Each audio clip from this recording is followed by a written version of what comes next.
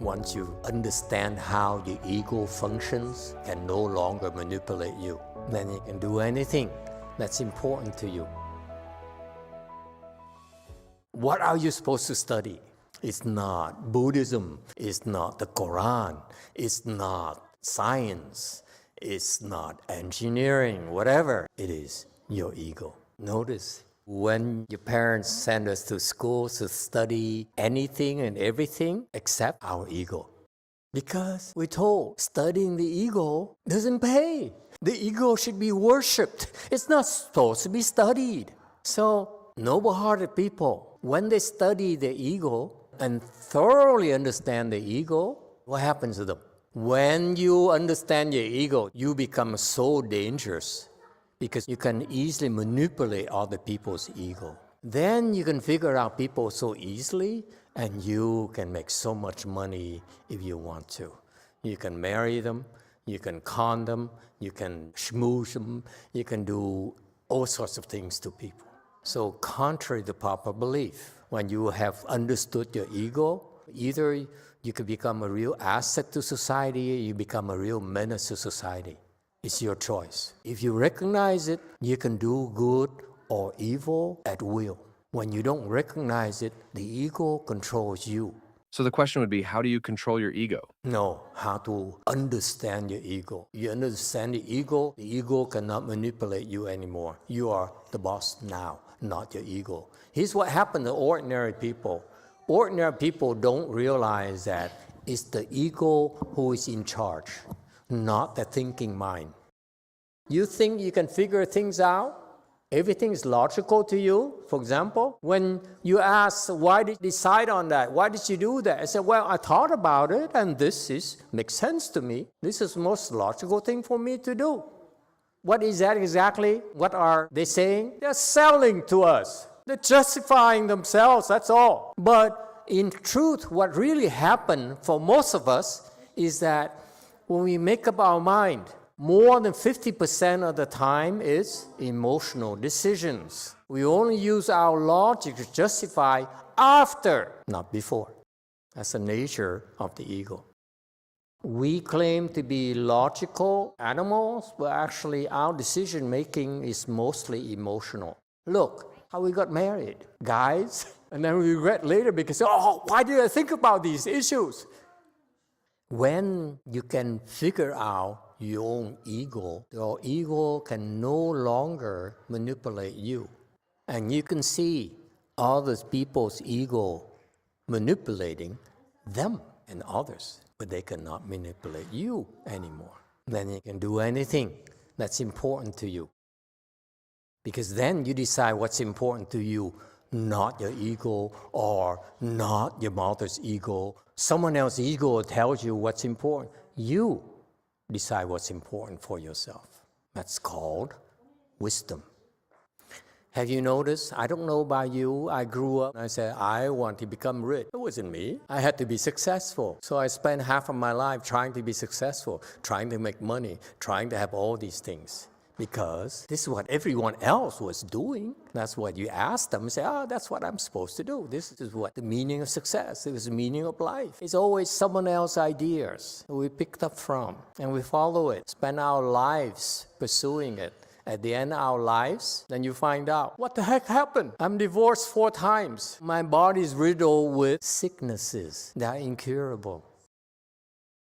So that's what happens to us. Until you figure out your ego, you have to do what others' egos tell you. This is our dilemmas. So these people have ended the study of the egos, meaning they have figured out their ego, and therefore they are in full control of their lives and their decision making. Yes, they're still emotional when they choose to be emotional, and they can be very rational when they need to be rational, but it's no longer dictated by their ego. I just wanted to comment. Something's happened with me over the years. Fairly recently here, I find now that if I can feel anger rising or some kind of conflict, I automatically pause now. And as I pause, it seems mentally I back away from engagement. And I realize in my mind, now's the time to be quiet. Don't say anything. Very good. It happens because, first of all, When you practice Chan, it naturally reduces your anger, its intensity of your anger and the frequency of anger. That's what I experienced. Throughout my Chan practice, I became less angry and less angry, less angry. If anger is an issue with you, you don't need anger management. You need Chan. You don't need to go see a therapist. You need Chan. Seriously. Why? Because you practice Chan, you keep up your Chan practice, it naturally neutralizes your anger. Number one, Chan practice is an antidote to anger. And if I'm a therapist, I see an angry patient, I would make sure I would teach them about Chan because it's a long-term solution to it, natural antidote.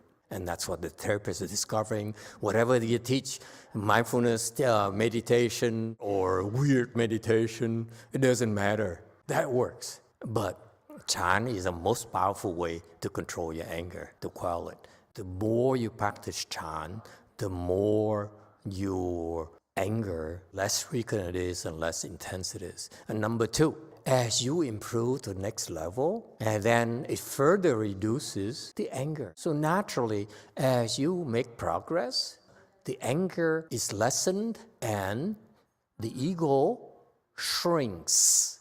That's how we practice Chan. The Chan is a study of the ego. Time is of the essence. When you sit there in Chan, you practice Chan, you actually see what happens. Your ego squirms. The ego doesn't like it. It says, hey, you're trying to control me. Are you such a control freak, really? No, the ego is the one who loses control. That's why he's complaining. That's what happens. You sit there, that one there says, I'm so bored. I don't know what to do. This is taking too long. This is so boring. Who's speaking? The ego. That's how you recognize your ego at work. And guess what? The people who don't practice Chan, they said, meditation is boring. I knew it. I always knew meditation is boring. And they don't even realize it's the ego manipulating them. And then one day they said, oh, I like meditation. Because ego says, oh, I'm bored today, so let's do something else. Let's like meditation for a change. 5-10 minutes. What harm is there? You see, nature ego can't make up its mind. It's wishy-washy.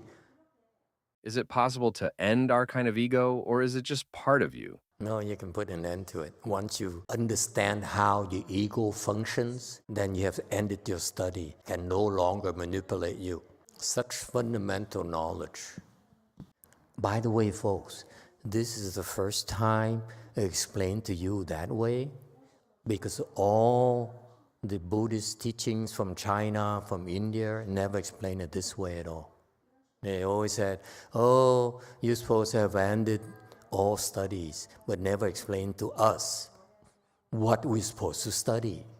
It's not Buddhism, it's not the Quran, it's not science, it's not engineering, whatever. It is your ego, according to me, my ego. And if you figure out your ego, it's nothing you cannot do. So what do you do then? Nothing. You say, make money? Yeah, I can do that. Be successful? I can do that. I can figure it out. If you can figure out the ego, then there's nothing that you cannot figure out. So what do you do then? Nothing, meaning what? Two things. Why you do nothing? Because you wait until something must be done. That's called conserving energy. Here's what happens. Normally, don't you feel you must do something? You feel compelled to do something because you're afraid to waste time, you're afraid of this, you're afraid of that, miss out on opportunity. So you're chasing your tail all day. Whereas when you have wisdom, you only do things that are necessary. You only fix problems that need to be fixed because the world has so many problems. You cannot fix them all. The people who have wisdom, because the wisdom comes from having recognized their ego, they said, now I can afford to conserve my energy, and instead of being busy like the rest of them, I will only focus my energy on doing things that matters more to them. That's how I help. So are they dead? No, they're not. They're just like us. They function just like us. We cannot tell the difference, except that what they do is important. What we do isn't. What they do is important to us, to most of us. What we do is only important to us alone, at the expense of everyone else. That's what we do. So you do nothing because they have the clarity of mind to be able to do nothing until it must be resolved. Doesn't mean they have no more emotions. If your wife matters to you, and what's a good way to communicate with your wife besides buying her a washer and dryer or a new car? Their emotions need to be fulfilled. So when you need to be emotional, remember, they do nothing until there's a need to be done. And therefore, if you need to connect with your wives, then you need to connect at the emotional level. That's when they become emotional, not before. We are emotional constantly. I like you. I love you. Oh, I'm so excited to see you. And you get so excited constantly, and you cannot help yourself. Whereas these people, they're as cool as cucumbers until it's, oh, I love you. And all the intensity comes out. That's emotions for you, meaning they're more emotional than us. They're more emotional than we are normally. Because when they express their emotions, it's more intense than ours. And that's all they want. That's all the wives ask for. Love me and mean it. The rest of the time, leave me alone. Let me go shopping. Okay? Thank you, everyone, and continue next time.